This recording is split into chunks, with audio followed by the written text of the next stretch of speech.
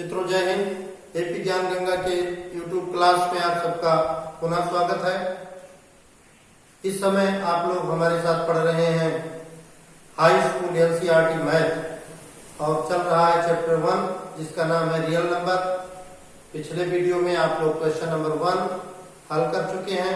आज हम बिना विलंब किए क्वेश्चन नंबर 2 की ओर चलते हैं। आपके सामने बोर्ड पर क्वेश्चन नंबर 2 लिखा हुआ है, इसे पढ़ें। दर्शाइए कि कोई भी धनात्मक विषम पूर्णांक 6q + 1, 6q + 3, 6q + 5 के रूप का होता है, जहां q कोई पूर्णांक है। तो बच्चों हमें ये दिखाना है कि कोई भी धनात्मक विषम पूर्णांक जो है वो 6q + 1 या +3 या +5 के रूप का होता है। और अगर इसमें 2 लग जाए, 4 लग जाए, 6 लग जाए तो इस रूप का कोई धनात्मक विषम पूर्णांक नहीं होता है। तो आइए अब हम देखें कि एक सूत्र है मित्रों।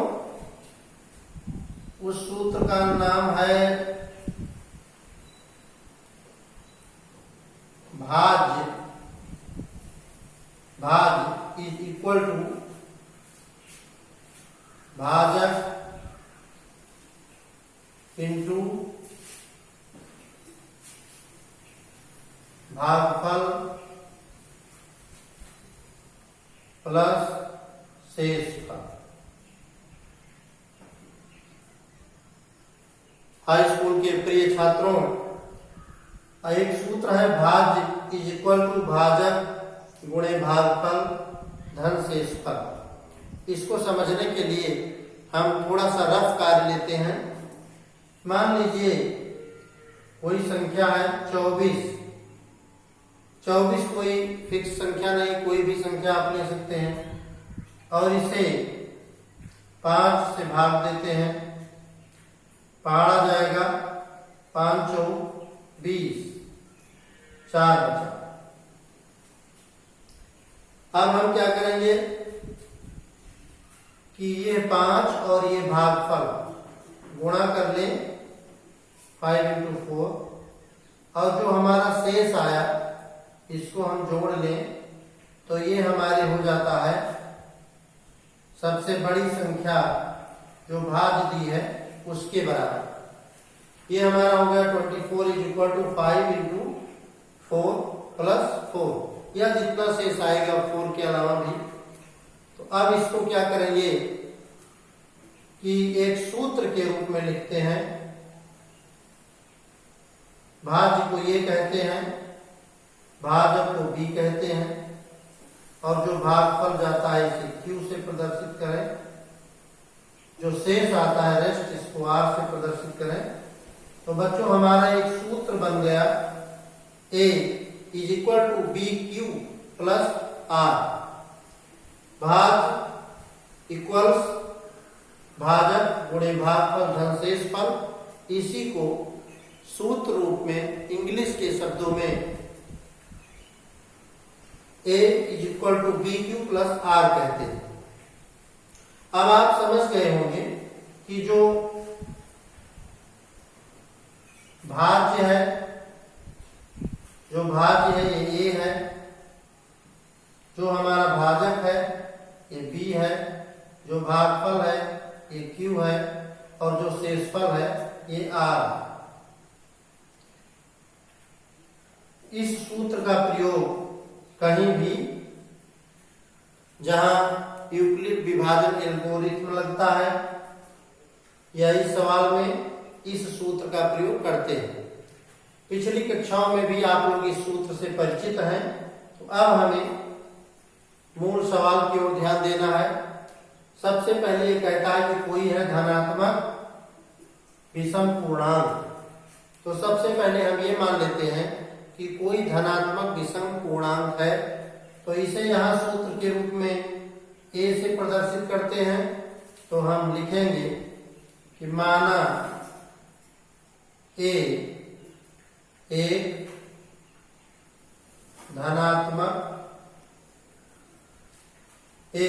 धनात्मक विषम पूर्णांक है। माना ए एक धनात्मक विषम पूर्णांक है। ए एक धनात्मक विषम पूर्णांक है। जैसा कि आपका सवाल कह रहा है कि दर्शाइए कोई भी धनात्मक विषम पूर्णांक इन रूपों का नहीं हो सकता है। तो माना ये कोई धनात्मक विषम पूर्णांक है, तो हम फर्स्ट सवाल को लेंगे, फर्स्ट नाम को। तो ये है 6q + 1 और हमारा सूत्र बनता है कि इसका मान जो है a के बराबर है। तो ये इक्वल्स हो गया 6q + 1। अब हमें क्या करना है, अपने पूर्व के सूत्र से इसका कंपैरिजन करना है, तुलना करना है। तो हमारा पहले का सूत्र है a = bq + r। a = bq + r और a = 6q + 1 में कंपैरिजन करेंगे, तुलना करेंगे। तो ये हमारा हो गया b हमारा हो गया 6। तुलना करेंगे तो b की जगह पर हमारा आ गया 6। तो b 6 लेते हैं और b कैसा है, समधन पूर्णांक। बच्चों जो संख्या आधी हो जाए या 2 से कट जाए उसे समधन पूर्णांक कहते हैं, और जो संख्या आधी ना हो उसे विषम धन पूर्णांक कहते हैं। जो प्राकृतिक संख्याएं हैं उसमें एक संख्या सम होती है और एक संख्या विषम होती है। जैसे 1 है विषम संख्या, 2 सम संख्या, 3 विषम संख्या, 4 सम संख्या, 5 विषम संख्या, 6 सम संख्या। इस प्रकार से हमारी संख्याएं हैं। अब हमें क्या करना है कि इस सूत्र में इस सवाल को हल करने के लिए जो ये मान है r का, शेष का जो मान है, इसके जगह पर क्रमशः 0, 1, 2 और 3 रखा जाएगा। तो मित्रों हम 1 सेकंड में दूसरी पेन ले लें।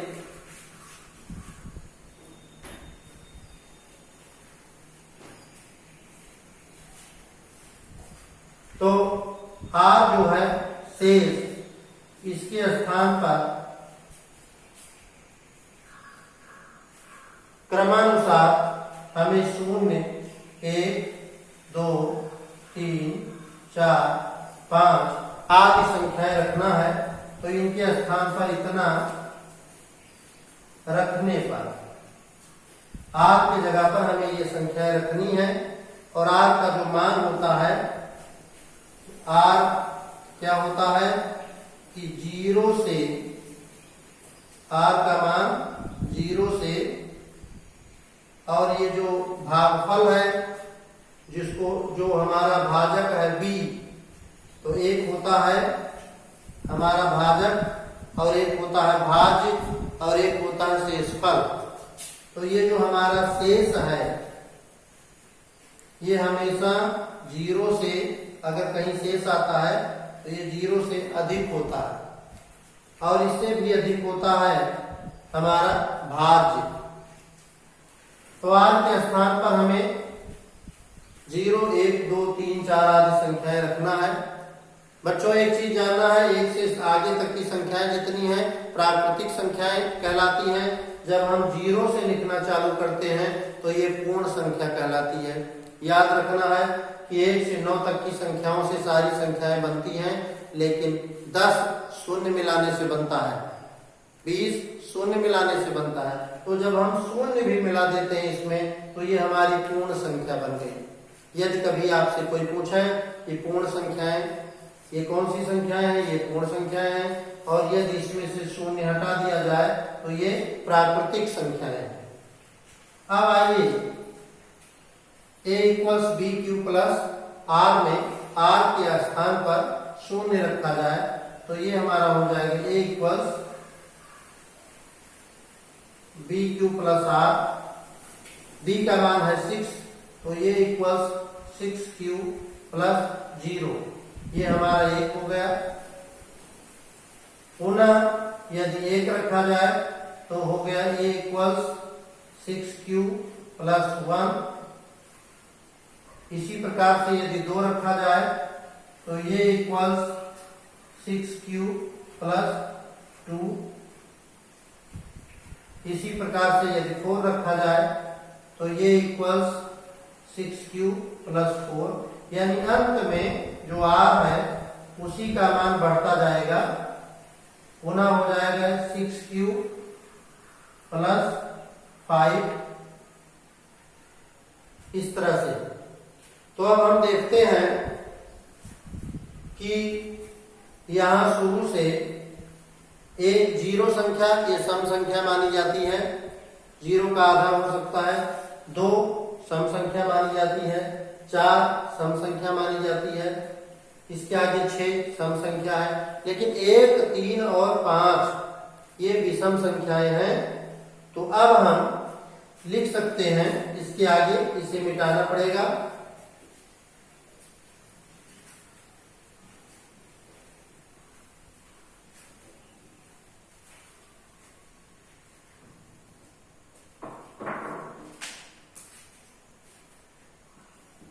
r पर पहले आपने 1 रखा तो आपका सूत्र बन गया a equals 6q plus 0, r equals 0 रखने पर यह बना, r के स्थान पर 1 रखने पर बना a equals 6q plus 1, r equals 2 रखने पर a equals 6q plus 2,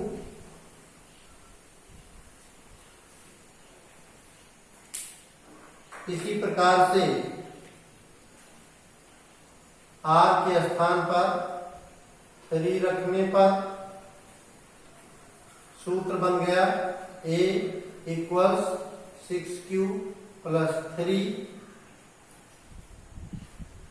r equals 4 रखने पर a इक्वल्स 6q प्लस 4। बच्चों r के जगह पर 0 और 1 और 2, 3 और 4 आदि रखते जाना है और उसको समीकरण को बनाते जाना है। अब क्या करेंगे कि जो हमारी संख्या है 6, ये हमारी संख्या जो 6 है वो है सम धन पूर्णांक, और उस सम संख्या के साथ में यदि सम संख्या जुड़ी हुई है तो सम धन पूर्णांक हो जाएगा, विषम संख्या जुड़ी है तो विषम धन पूर्णांक हो जाएगा। तो विषम संख्या कहाँ कहाँ जुड़ी है, यहाँ जुड़ी हुई है और 3 में जुड़ी हुई है, और इसी प्रकार से यदि r बराबर 5 रखें तो ये इक्वल 6q प्लस 5 हो गया। तो हम लिखेंगे 6 सम संख्या है, अतः जो हमारा है 6q प्लस 1, 6q प्लस 3, यानी विषम संख्याएं जो आगे जुड़ी हैं 6q प्लस 5, ये विषम धन पूर्णांक है।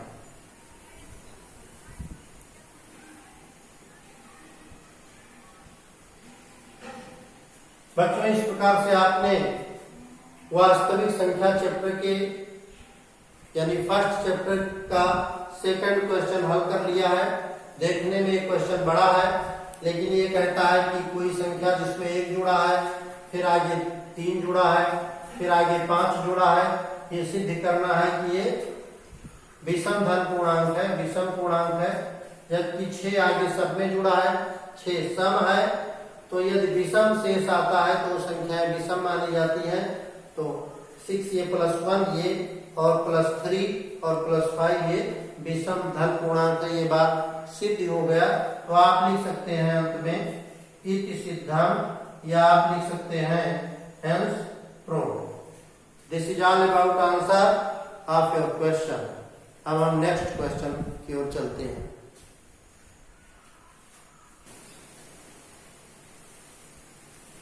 मित्रों, हम लोग क्वेश्चन नंबर 3 की ओर पहुंच गए हैं। थर्ड क्वेश्चन है, किसी परेड में 616 सदस्यों वाली एक सेना आर्मी की टुकड़ी को 32 सदस्यों वाले एक आर्मी बैंड के पीछे मार्च करना है। दोनों समूहों को समान संख्या वाले स्तंभों में मार्च करना है। उन स्तंभों की अधिकतम संख्या क्या है जिनमें वे मार्च कर सकते हैं। तो बच्चों, सबसे पहले ये सवाल तो बड़ा लंबा चौड़ा है, लेकिन किसी भी सवाल में जो मुख्य चीजें हैं उनको पहले हम गौर से देखते हैं। इस पूरे सवाल में 2 जगह सैनिकों की संख्या दी गई है। एक परेड में 616 सदस्य हैं, तो ये 616 एक मेन संख्या है, और एक आर्मी बैंड की सेना है, टुकड़ी है, इसमें 32 सदस्य। अब आपको क्या करना है कि स्तंभों की अधिकतम संख्या निकालनी है। तो सबसे पहले समझ लें, 32 लोग आर्मी बैंड लिए हैं, 1 2 3 4 5, इस तरह से 32 लोग आर्मी बैंड लिए हैं। और 616 को क्या करना है, 616 को इनके इसमें बांटना है। लेकिन अगर एक सब में रहेगा तो एक एक रहेगा, 2 दूसरा चलेगा तो सब में बराबर बराबर रहेगा। यानी 616 लोगों को हमें बांटना है 32 टुकड़ियों में। तो बच्चों देखिए, अगर बांटना है तो 32 और 616 इस तरह से 32 और 616 2 संख्याएं हैं, और इनको क्या करना है कि बांटना है। तो अब आइए इसका पहाड़ा पढ़ें। और एक इसकी दूसरी बात है कि ये कहता है स्तंभों की अधिकतम संख्या निकालनी है। तो इस तरह से जब बराबर संख्या में कोई टुकड़ी हो, उसके पीछे बराबर संख्या में लोगों को बांटना हो, तो आपने अभी पिछले सवाल में पढ़ा है HCF और LCM। जब कहीं पर बराबर टुकड़ियों को बराबर संख्या में बांटना हो तो क्या करते हैं कि HCF निकालते हैं। LCF का भी सवाल नहीं आया है, तो आपको HCF निकालना है। तो ये रफ का कॉलम है और ये फेयर का कॉलम जो आपके सामने है। अब आइए देखें, स्तंभों की अधिकतम संख्या निकालनी है। तो अधिकतम संख्या जब पूछा जाए तो हाईएस्ट कॉमन फैक्टर निकाला जाता है, यानी अधिकतम संख्या हाईएस्ट कॉमन फैक्टर होती है। और जब न्यूनतम संख्या पूछा जाए तो LCM यानी लोवेस्ट कॉमन मल्टीप्लाई, लोवेस्ट माने कम।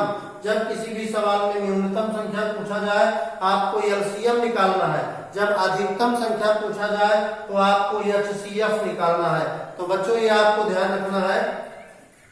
अब यहां देखिए, स्तंभों की अधिकतम संख्या, स्तंभों की अधिकतम संख्या 616 व 32 के HCF के बराबर होगी। अधिकतम संख्या कहीं सेना की टुकड़ी में निकालना है, तो अधिकतम संख्या निकालना हो तो हाई माने अधिक, हाईएस्ट माने अधिकतम, HCF निकालेंगे, हाईएस्ट कॉमन फैक्टर निकालेंगे। न्यूनतम संख्या की बात होगी तो LCM निकालेंगे तो यहाँ स्तंभों की अधिकतम संख्या कितनी होगी? जो 616 और 32 दो संख्याएं दी है, इनका HCF निकालना है।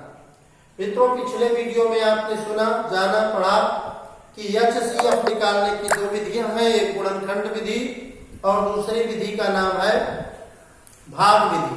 जो भाग विधि है उसे यूक्लिड विभाजन प्रमेयिका, यूक्लिड विभाजन एल्गोरिथ्म के द्वारा निकालते हैं। तो यदि ये चैप्टर है, इसमें यूक्लिड की बात फर्स्ट सवाल में आई है, तो हम उसी विधि से इसको निकालेंगे। तो सबसे पहले हम क्या करेंगे कि 616 और 32 दो संख्याएं लिख लेंगे। इन दोनों में जो बड़ा है उसकी तरफ 2 बिंदु लगाएंगे, जो छोटा है उसकी तरफ 1 बिंदु लगाएंगे और मिला देंगे।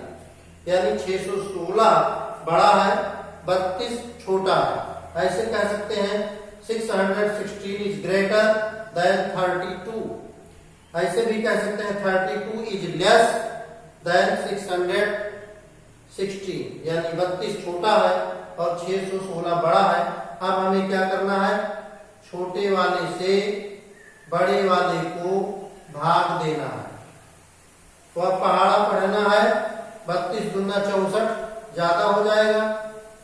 एक बार पहाड़ा ले जाए, 32 से कम 32। एक उधार लावे क्योंकि एक में से 2 नहीं घटेगा, तो ये हो जाएगा 11। 11 में से 2 निकल गया, बचा 9। यहाँ 5 बचा, 5 में से 3 गया 2 और आगे की संख्या है 6। अब इसमें फिर पहाड़ा पढ़ना है 32 का। 32 का पहाड़ा मान लो नहीं याद है तो 3 के पहाड़ा से अंदाज लगाते हैं। ये 3 9 27 होता है और ये 29 है। 9 के बाद लगभग जा सकता है, लेकिन यहाँ रफ काल में चेक कर लें। 32 9 9 दूनी 18, ये 8 हासिल आया 1, 9 3 27, 1 28, 288। तो हम पहाड़ा ले जाएंगे 9 बार और ये हो जाएगा 288। अब 88 और 2 90 और 6 96, 8 का अंतर है दोनों में, तो ये हमारा 8 बच गया। अब बच्चों आपको बताया गया है कि इसे और शेषफल को दोनों को फिर देखिए, दोनों की फिर तुलना करिए। तो इस 32 में और 8 में फिर 32 बड़ा आ गया, ठीक है। छोटे वाले से बड़े वाले को भाग देना है, 8 चौक 32। जब कोई संख्या नहीं बचेगी, जब कोई शेषफल नहीं बचेगा, तो जिससे हम भाग दिए रहेंगे ये हमारी संख्या जो है ये HCF कही जाएगी। अब इसके अगर हम इसको स्टेप के रूप में लिखना चाहें, हमारा ये आंसर आ गया HCF is equal to 8। HCF is equal to 8। 8 की टुकड़ियों में संख्याओं को बांटेंगे, सैनिकों को बांटेंगे। तो ये सैनिक जो देश का सम्मान बढ़ा रहे हैं, ये अच्छे से अलग अलग टुकड़ियों में रह करके अपनी टुकड़ी का नेतृत्व करते हुए और देश की सेवा करते रहेंगे। यदि इसमें स्टेप लिखना हो तो बच्चों इसमें 2 स्टेप हैं। 2 बार भाग दिया गया इसलिए 2 स्टेप है। पहला स्टेप क्या है? 32 का पहाड़ा पढ़ा गया 19 बार, तो ये 32 गुणे 19।